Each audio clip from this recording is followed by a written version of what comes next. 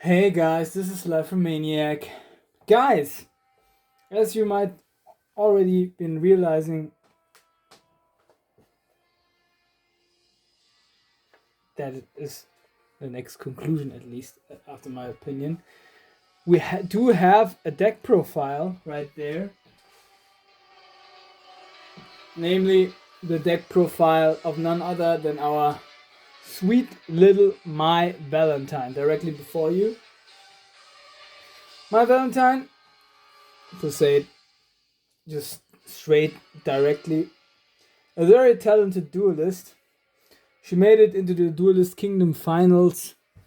She made it to the Battle City finals. And she became eventually a member of the main elite crew of Dart, the fallen king of Atlantis, who was manipulated by the Great Leviathan with the method of the stone of Orichalcos, of course, who then turned into a evil king that was just waiting for him as the Great War of Atlantis came to a draw, and the Great Leviathan was banished into the shadows, or the world between worlds, the world of the monsters, pre-existing with the world of the human beings, just another dimension, of course. So he was forced to collect souls, and in order to do that, about a wide range of time, about 10,000 years, he had to collect also a crew who would assist him. And with time, there was Raphael, the first, maybe his elite guy, you might say, the best duelist of my opinion, the old arc. Then Alistair, then Valon, he manipulated their lives as well. Brought occasions and circumstances into their lives which made them evil, and eventually then influenced them to the very point that they believed all of his lies.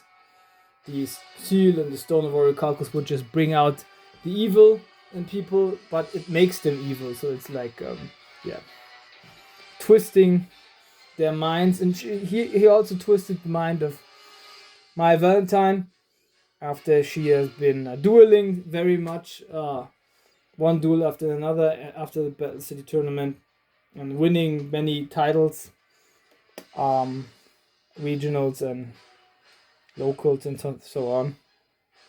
But still, she was haunted by the dreams caused due to the circumstance that Yami Marik sent her to the Shadow Realms, and she couldn't forget that, but she tried to, and then eventually she bumped into Valon, who challenged her into a duel. She lost, and then she was broken, because the only thing that kept her going was her talent as a duelist. But other than that, if she would have these very abilities, she was still haunted. She had no other purpose in life and no possibility to compensate her bad dreams of the past. But Valon gave it a possibility to go out there and banish the past, possibly. So she went. He gave her into Dart's hands, who then wiped her mind and made her a servant of the Orichalcos, and about that of the Great Leviathan. So now onto her duelist skills. Of course, she's a very capable duelist. She always been, but with the great data that the company of Paradiso, who was owned by Darts, had that many cards. They had possessed, I think, almost every card, and then eventually they of course stole the Egyptian boss monster cards from Yugi, and then they possessed all cards that there existed, even more than the rare hunters of Marik back in the day. She formed herself eventually a very strong, her strongest possibly deck that she ever had. But still, we have a couple of anime exclusive cards, unfortunately, as the Spiro Harpies Spiro, I think it's Spiro formation called. We have the Phoenix formation, but the Spiro formation we are lacking still. Maybe Konami is dropping them in the TCG one day. We can just hope. And the other one is the Nightmare Tri-Mirror, which you're also still lacking. But other than that, like I said, after my opinion, it's the possibly strongest deck. Should we just like dive into it and look what I have here? Of course, as always, I made some additions in order to fill the gaps that inevitably are developing or emerging. So of course, first off, her signature cards, 3 Harpies, Wind attribute 4 stars, 1300 attack, 1400 defense, and Wind with type beast. Love that artwork, guys. But we have the uncensored version here. It's very cool. It's for Metal Raiders back in the day. But in the other one, in the Legendary Collection, Joey was already censored. So yeah, I have both versions. But I love the super rares. Then let's be honest, guys. In the anime, Cyber Harpy was a different card from the normal Harpies. And one from even ultra rare. From the I don't know what's it called. Yeah, 1800 attack, 1300 defense, also with attribute 4 stars. And yeah. This card's name is treated as Harpy Lady, but the card is actually, I think also in the TCG you can play both, because this one is Harpy and this one card is traded as Harpy Lady. So yeah, that's why I thought these are two different. But yeah, if we had to decide from either one, of course I would prefer them because they have stronger stats. 1800 attack, 1300 defense in comparison to 1300 attack, 1400 defense. So yeah, but still, of course, she had both, and it makes all the sense in the world to have both as 3-off in this deck. Then I have 2 Harpy Sister, Harpy Lady Sisters, of Wind attribute 6 stars, 1950 attack and 2100 defense. Cannot be normal summoned or set, must be for a special mode with Elegant Egotist, which of course we have a couple of times in here. As a 2-off. At least as a 2-off. Where is it? Oh, there is it. Love that, guys. Harpy deck also makes a lot of fun if you have the possibility to build it, of course. Then I have Harpy's Pet Dragon.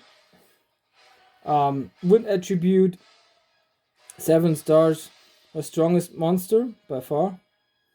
A dragon type, not the winged beast like the others. 2000 attack and 2500 defense, and his card gains 300 attack and defense for each Harpy Lady on the field. So, of course, Harpy Lady, we count these as Harpy Ladies, there's just Harpy called, so yeah, there we go. I also put this one as a 2-off in here because in the Orichalcos arc, my Valentine's deck is much more weight, has a greater weight on the Harpies than on the Amazonas. As a matter of fact, we do not get to see any Amazonas, so that's why I thought we have to put more weight on the harpies, just to make it have logic, or makes more sense. But still, I put in there some Amazoness cards, the very ones we saw her playing out in Battle City. And I will just explain why just in 1 minute. So Amazoness Sword Camper, Sword Master, Earth Attribute 4 stars, Warrior type, 1500 attack, 1600 defense, and it works like that. Your opponent gets the battle damage that you had with battles involving this card. So he or she gets the battle damage instead. Unfriendly Amazon, Earth Attribute 4 stars, 2000 attack, 1000 defense. So this one is equally strong to the as Harpy's pet dragon is, but still, of course, with the power boost, Harpy's pet dragon is by far stronger. It's a warrior type also, and it works like that. In each of your standby phases, you have to offer one monster on your side of the field as a tribute. If you do not, this card is destroyed. So there's the downside also. Then Amazoness Chainmaster, Earth Attribute 4 stars, Warrior type, of course, 1500 attack, 1300 defense. If this card has been destroyed due to battle and sent to the graveyard, you can pay 1500 life points and look at the hand of your opponent. Then add one of the monster cards from his or her hand. Very famous. She used this effect in order to bring the Winged Dragon of Ra from Yami Marik in Battle City into her hand. Then Amazoness Fighter, Earth Attribute 4 stars, of course, also a warrior type monster. 1500 attack, 1300 defense, also like this one. You do not get, this effect works like that, you do not get any battle damage from attacks involving this card. Also in comparison to the effect of Amazoness Swordmaster, but this one is even stronger because your opponent gets the battle damage. Then last but not least, Dunamis Dark Witch, a card which she played out in Battle City. Light Attribute 4 star, 1800 attack, 1050 defense, and fairy type. The only one she's got so far in this. I gave her in this arc because actually she has also Dark Witch, which is, I think, I might be wrong, maybe it's a spellcaster, but I thought it was a fairy type monster. So this is my monster lineup. Why the Amazoness? Because we do have a spell card in here, which indicates that she has Amazoness cards in her deck still. Otherwise it wouldn't be explainable. So like we have now 18 monsters, if I'm correct.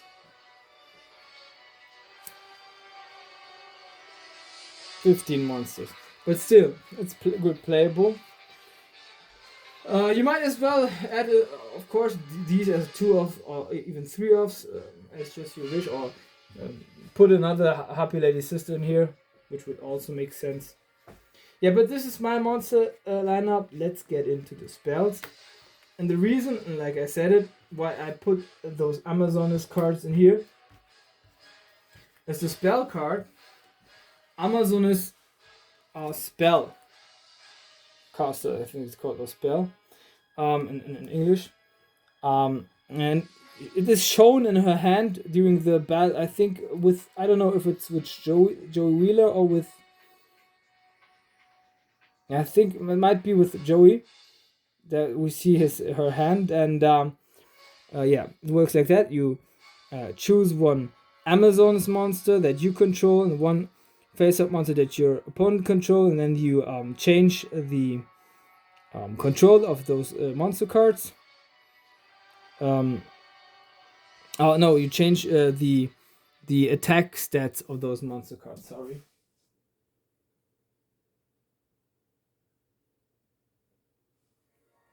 And so you change the attack stats of those 2 monster cards on the field of you and of your opponents. So, and that's the reason why I adopt or make the adoption that she still has those Amazon monster cards in her deck. Otherwise, this card would make any sense. Then to continue with the Amazon cards that I gave her, because we saw in Battle City only this one, as well. Amazon is Air Piece, I think it's called. Equip it only to an Amazon one. So with this card, the first time in every turn, the equipped monster is destroyed due to battle, it's not destroyed. And after damage calculation, if the equipped monster has been attacked the monster, you just destroy you destroy the very monster that it did attack. Yeah, like I said, the only Amazon's cards which I did include in here, because it was the very only ones that we saw in Battle City. So let's continue with one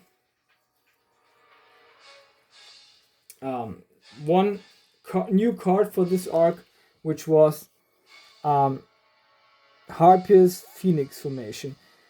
A very strong card, indeed, and it works like that. If you have 3 or more Harpies and or Harpy Lady Sisters you control, or more than 3 Harpies or Harpy Lady Sisters, you can choose as much as your opponent control as possible, but not more than the total amount of Harpies and Harpy Lady Sisters that you control.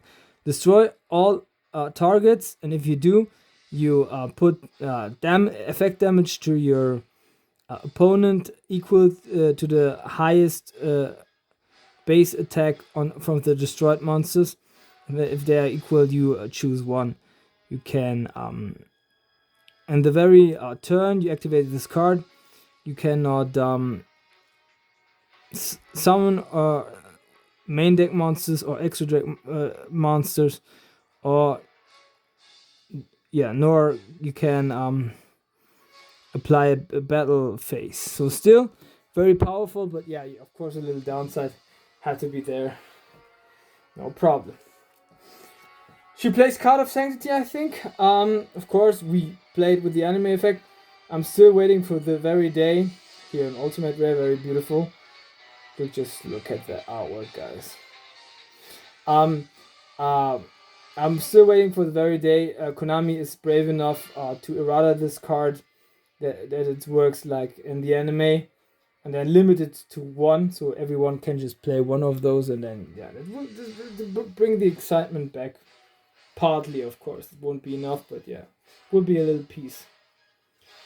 I gave her a visual. I don't know. It was, I think, in Battle City. She had the card that was called Grave Arm. And it was destroying one face-up monster on your opponent's side of the field. So I thought, but because this Grave Arm doesn't exist in TCG, I would take Fissure instead.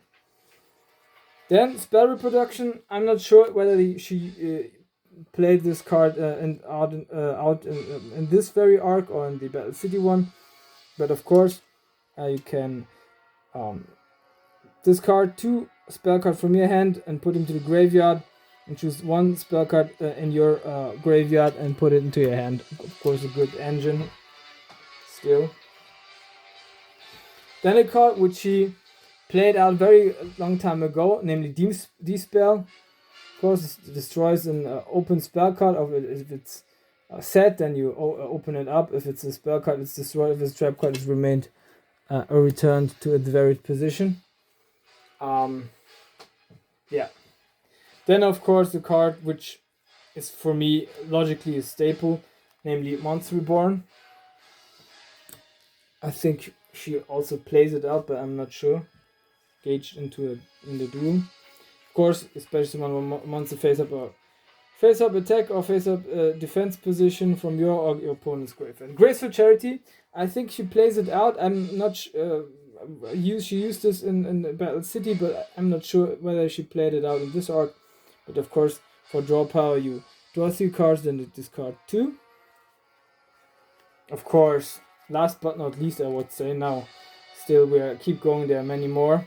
The Seal of Orichalcos. Of course, it's a it's a field spell, and the anime it should be also errated, so that you can double your field amount of possibilities of monster card zones, as well as it couldn't be destroyed by a spell trap, and effect cards would be great. And of course, your monsters get 500 attack. And this is, I think, the only effect that applies in the TCG. The others work like that. It's once per turn. This card cannot be destroyed by card effects. While you control 2 or more face-up attack position monsters, your opponent cannot target your monsters with the lowest attack for an attack. If this card is activated, destroy all special summoned monsters you control. You cannot special summon monsters from the extra deck. You can only activate Seal of cost once per duel. So also this, if you had this as a 3-off, it would be dead in hand. But still, the effect is not bad. It's not that good as it is in the anime, but still, of course, with the downside, losing your soul is it's ridiculous for the TCG. Yeah. Then Hergestellt Duster. No, guys, don't nail me on it. I don't think she plays it out, but yeah, it is very common sense that she has this card. It destroys our spell trap cards from the opponent. Still a very good card. Then one elegant egotist, because I'm not a fan from 3-offs if it's if you can avoid it, of course. If Harpy Ladies on the field, especially one Harpy Lady or Harpy Lady Sisters from your hand or deck, good effect. Works in the deck is very good. Of course, I would recommend to you guys to have this one as at least as a 2-off, or maybe as a 3-off. Maybe not as a 3-off because it might be dead in the hand, but yeah, of course, I would, for better playability, I would recommend that. Cyber Shield, a card which she, I think, played out the last time in Duelist Kingdom, I'm guessing, but not sure. Of course, you have to equip one Harpy or Harpy Lady Sister with this card, and it gets 500 attack. Equip spell card, typical. And then I gave her Gift of the Martyr. Why did I add this card? Because you see Dunamis the Dark Witch in the background, and the effect works like that.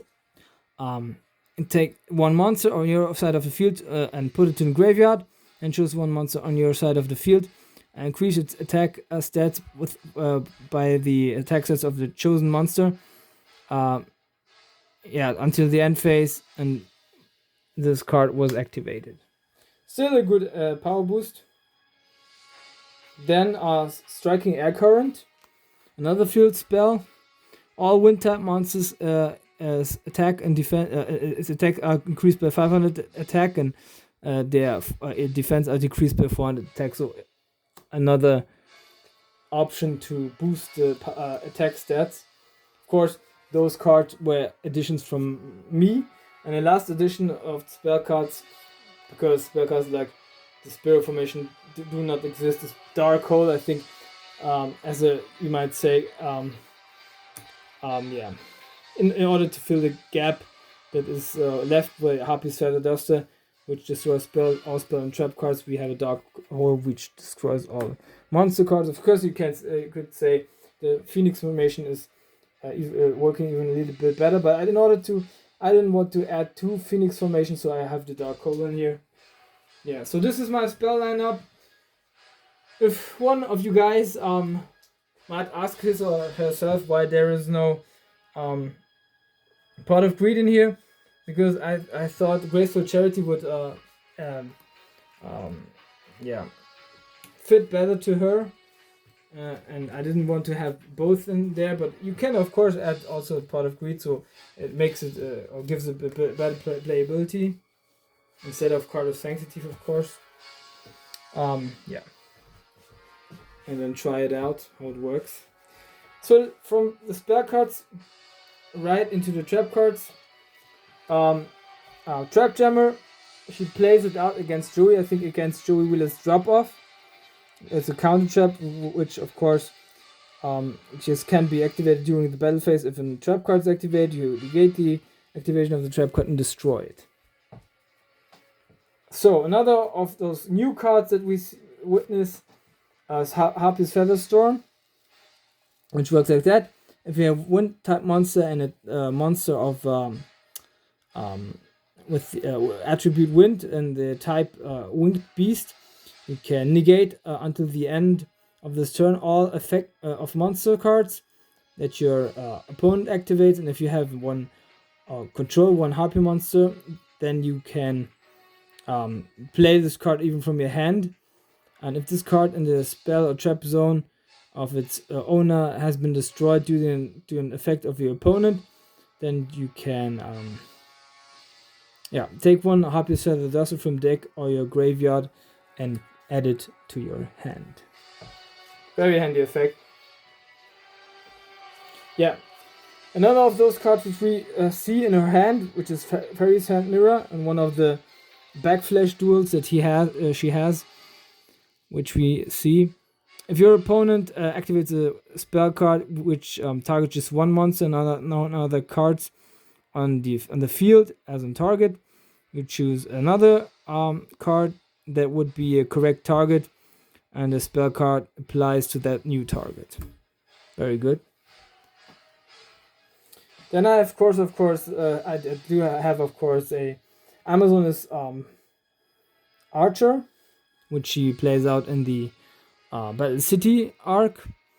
It works like that: if a monster of your opponent declares an attack, as long as you control an Amazon monster, all other monsters that your opponent currently controls are switched into face-up attack position.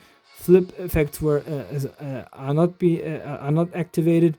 It loses 500 attack, and additionally all they have to attack in this very turn if possible.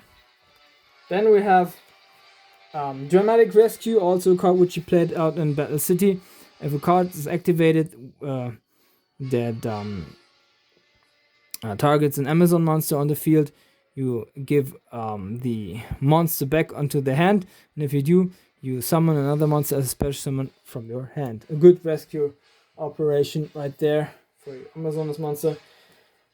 Another card, which two cards actually that were played out, engaged into a duel in Battle City. One is a Graffiti Bind, a good trap card, a good trump trap card, you might say. It's continuous.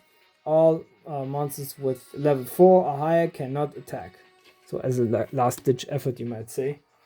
Then Mirror Wall. Half the attack of your opponent's attacking monster once per turn during your standby phase, pay 2,000 life points and destroy this card. But still, maybe for 1 or 2 turns, it could be good. Then I gave a Mirror Force. We do not see this card, but I think it's a good addition for this deck. If an opponent's monster declares attack, destroy all your opponent's attack position monsters. Of course, good board breaker. And last but not least, I give a Wabogo. All battle damage that monster of your opponent causes for this for this turn are reduced to 0. So also good stalling, at least for 1 turn. So this is it, guys. This is my I don't know, like 42 or something like that. 1, 2, 3.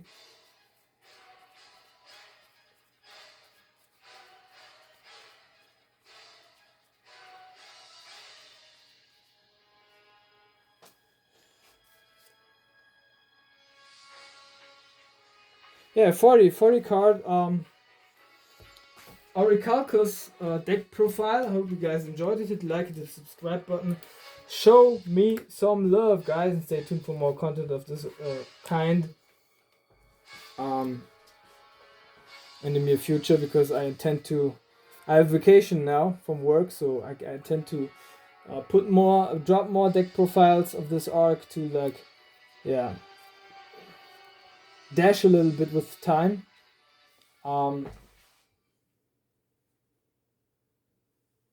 Because I was, you might say,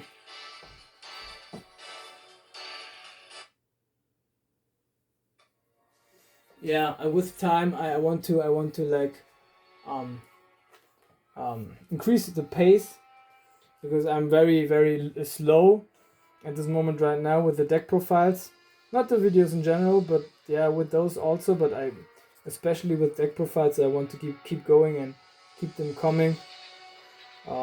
Next up, you also might realize by now that I'm now about to unleash the villains in this arc, which we get to see more, because we have three heroes basically. Atem and Yugi. Atem and Yugi, of course, are one, sharing one body.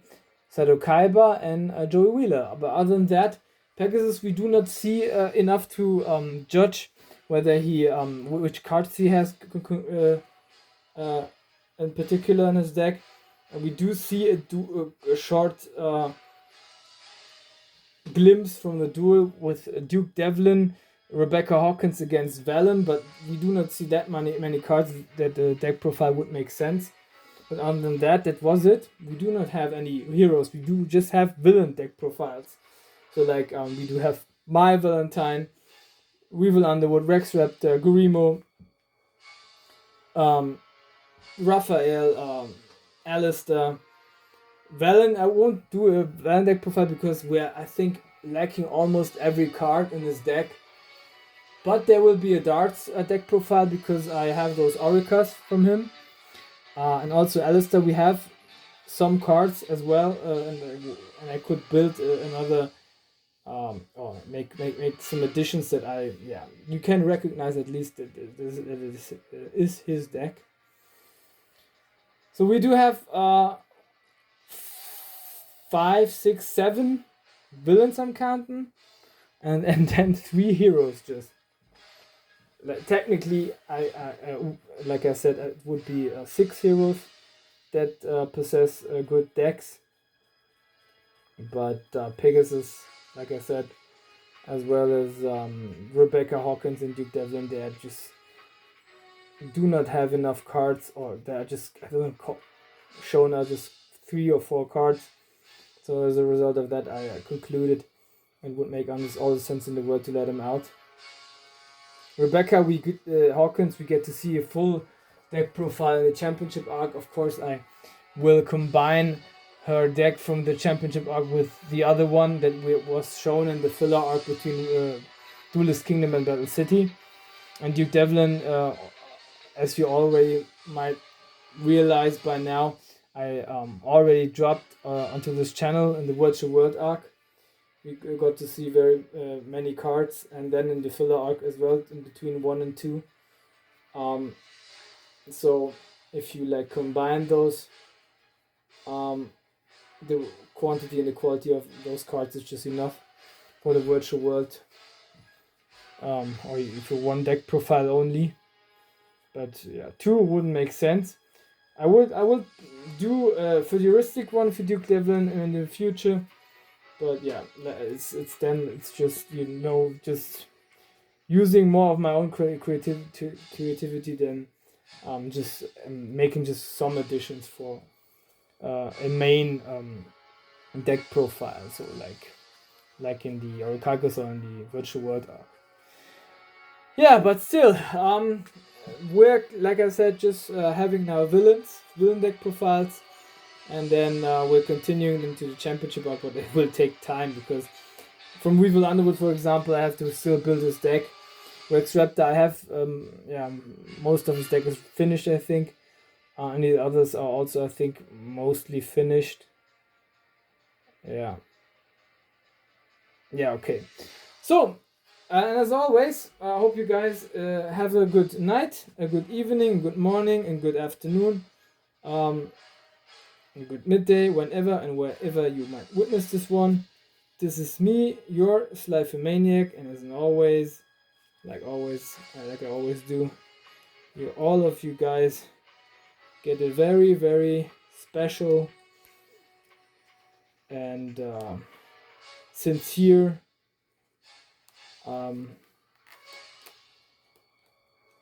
just a second, I got it. There we go. Peace.